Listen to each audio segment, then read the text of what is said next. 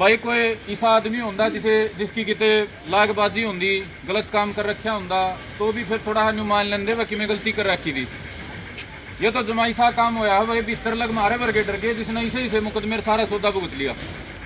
यह बात एक घर की परिवार की कुंडा ठोड़े की बात नहीं है, मैं तो मानू गांव की बात भी नहीं है। आज हमारे लिए बहुत ही दुर्भाग्यशाली दिन है।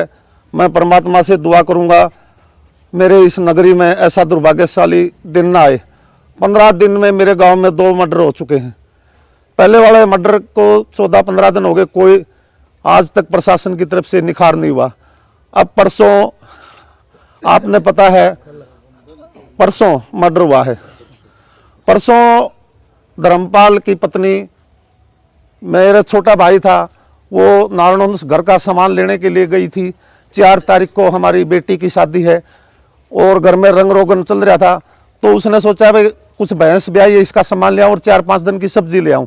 1 बजे के बाद वो नारनौंद गई है, उसने सामान लिया है। उसके बाद वो वहाँ सीसीटीवी में हमने देखा, उसने सामान लिया दिखाई दे रही है। उसके बाद वो बुढ़ाना आई नहीं आई उसका कोई अता पता नहीं चल रहा। प्रशासन अभी तक इस बारे में कोई क्लियरिटी नहीं दे इसका। प्रशासन कह रहा है उसको यहाँ गंडासी मारी, यहाँ मारी और ये बाजू पे मारी, पेट में मारी। उसका हाथ डग्गी के गेट से आगे मिला, एक हाथ। ये हिस्सा पूरा खा रखा था, सिर्फ एक हड्डी थी। ये हिस्सा इससे आगे नहीं था, इधर थोड़ा मांस था। उस हाथ को मैं और मेरा बेटा जब खेत में जा रहे थे 10:30 बजे ज्वार लेने, तो मेरे बेटे ने बताया कि पापा मेरे को कुछ मांस जैसा नजर आ रहा है। मैं बोला डांट बेटा। बाइक डांटा हमने। 50 फुट उससे हाथ से हम आगे निकल गए थे। फिर वापिस मैं उतर के आया, मैंने बेटे को बुलाया, माँ बेटा तू आ इधर। उसको देखा मैंने मानव का अंग लगा, इंसान का अंग, वो कोई जानवर का नहीं था। उसके बाद यू चांद है इसका सतबीर का सुजाने का, उसको भी दिखाया, उसने भी बताया भाई ये आदमी का अंग है।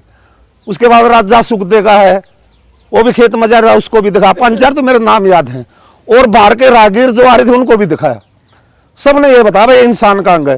फिर एक आदमी बोला ये इंसान का अंग लेडीज का है। मैं बोला भाई लेडीज का कैसे है? बोला इसके ऊपर बाल नहीं है।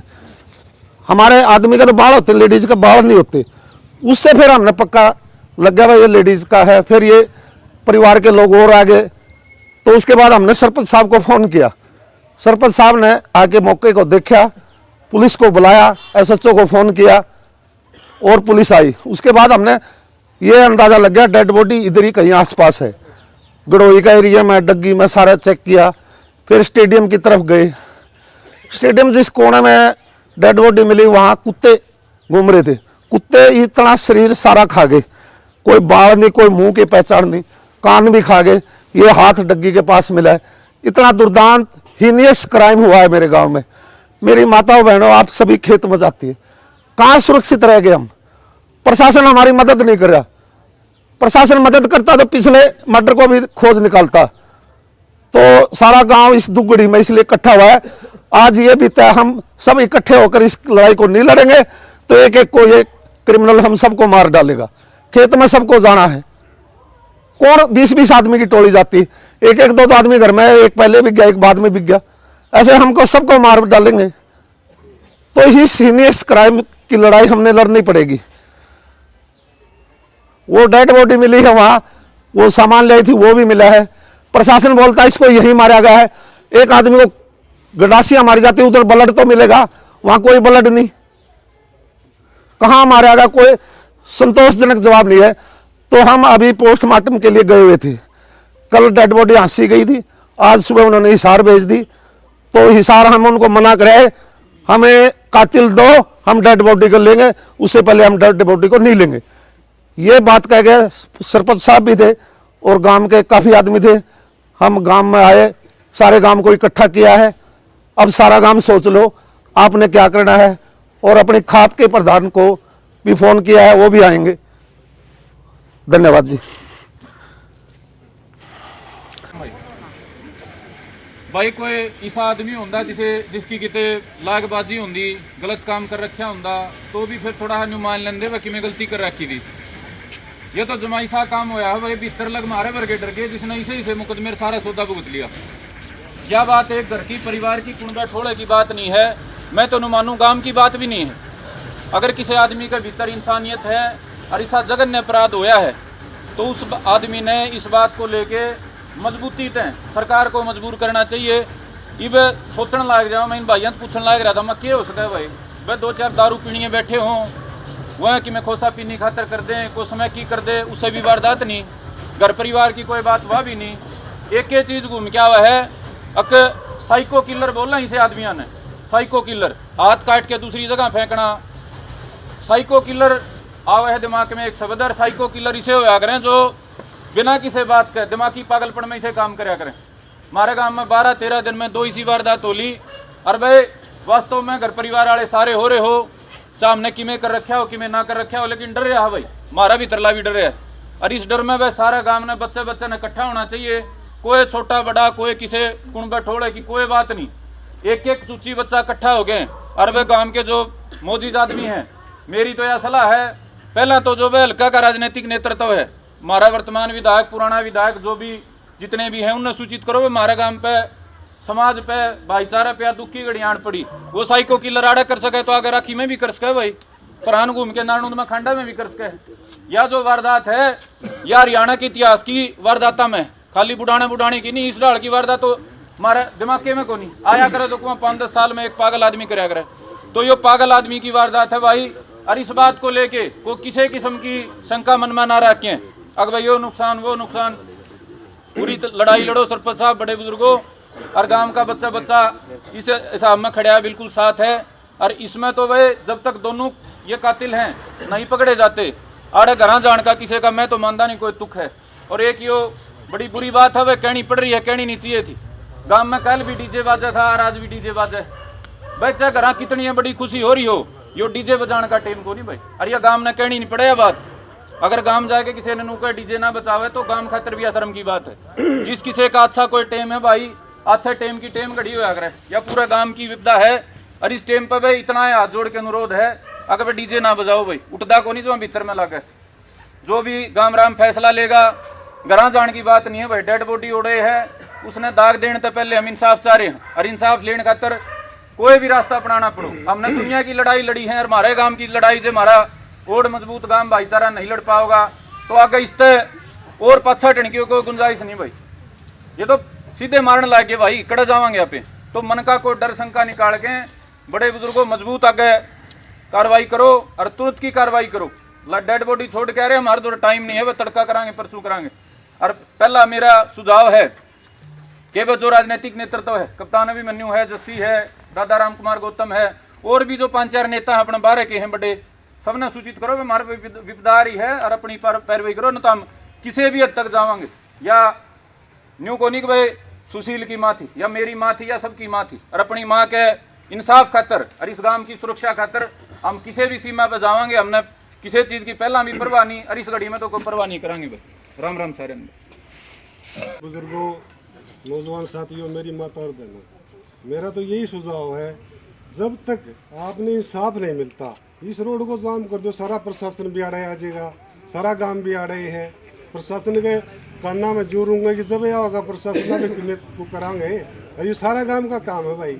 वही संदीप ने बेटन बताई थी बात, तड़को और भी कड़ियाँ आगे पाछे दाएं बाएं और भी उसके हाथ से, जब तक इसका अपन वो नहीं मिलता ना, फिर अपना फायदा भी कि इस बात का काम इकट्ठा है का, कितना भी आपने जोर लग गए, कितना भी आपने तान पड़े, कितना भी आपने टेम लग गए, तो उसमें आप जब तक दोषी नहीं मिलता, जब तक उठा ना रोड पर थे आप आ जाए प्रशासन तो आड़े। मेरा तो ये सुझाव, इस रोड ना आड़े बैठे आने, रोड पर बैठ जाओ सारे जाके, घर क्यों बैठे आप जब आ जाएगा सारा, एसपी भी आ जाएगा, डीसी भी आ जाएगा, एसडी भी आ जाएगा, बबूडाना गांव में क्यों बैठे? बताओ भाई साहब, और की बात? प्रधान जी आपका सुझाव है, हम विचार विमर्श करते हैं। और जो भी गांव फैसला ले हो, किसी भाई के दिमाग में और कोई बात हो और कोई सुझाव हो, हम तो गांव में गला जैसे भी जो फैसला ले होगा डिसीजन गला सारा गांव साथ में, ठीक है ना? जैसे भी कदम लेगा, जैसे स्टेप रखेगा, जो भी सुझाव देगा, काम सारा साथ में है। या इसी बात थोड़ी धर्मपाल गला बन गई, तड़के मेरे गला ही बन जाए, इस भाई गला ही बन जाए। एक की लड़ाई थोड़ी है, गांव की लड़ाई होगी, खाप की लड़ाई होगी, हल्के की लड़ाई होगी।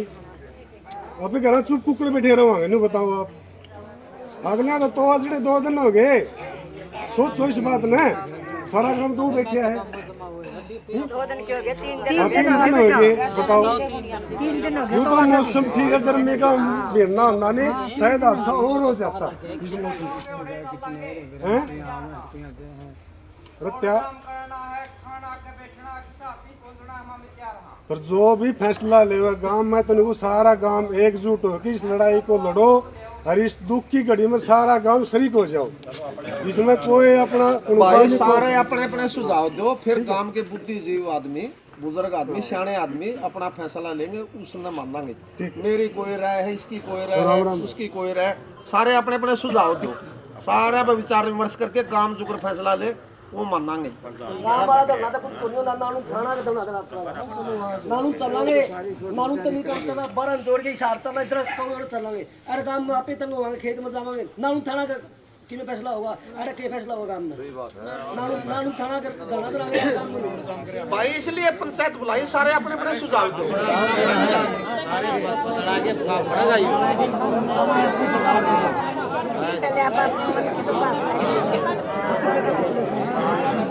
किसी दिमाग में खेल भाई किसी को दिमाग में खेल सारे के विचार इकट्ठे हो जाएंगे तो ठीक लगेगा अपने दिमाग में पूछो कैसे में सुझाव देने खातर इकट्ठे हुए हो आप सारे हमारे चाचा ने सुझाव दिया फौजी साहब ने चाचा ने सुझाव दिया भाई ने सुझाव दिया 10-20 जने अपना सुझाव दो क्या करना चाहिए इतनी अंधेरा कर लोगे उसमें फायदा के अरे कोई पता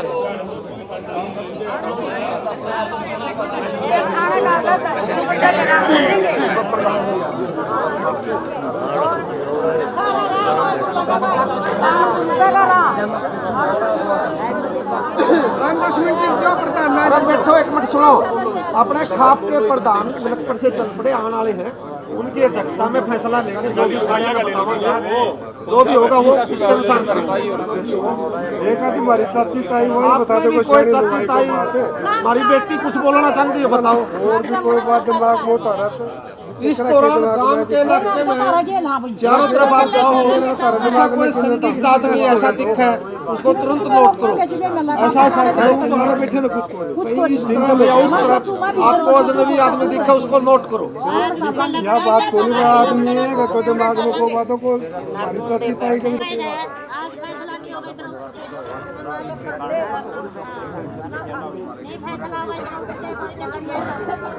गांव के सम्मानित बुजुर्गों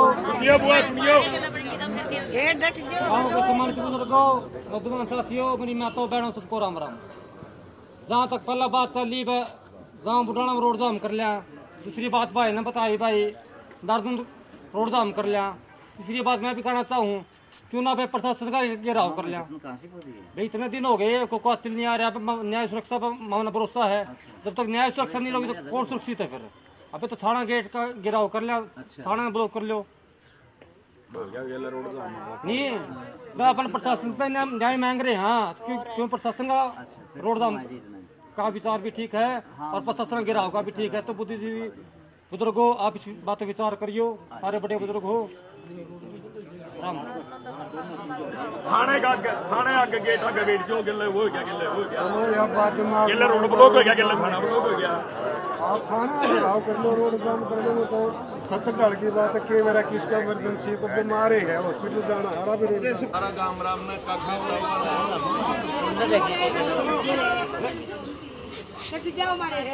सारा गांव राम ने काके तवा ने ये मेरी माता बहने बेटी सारा राम राम।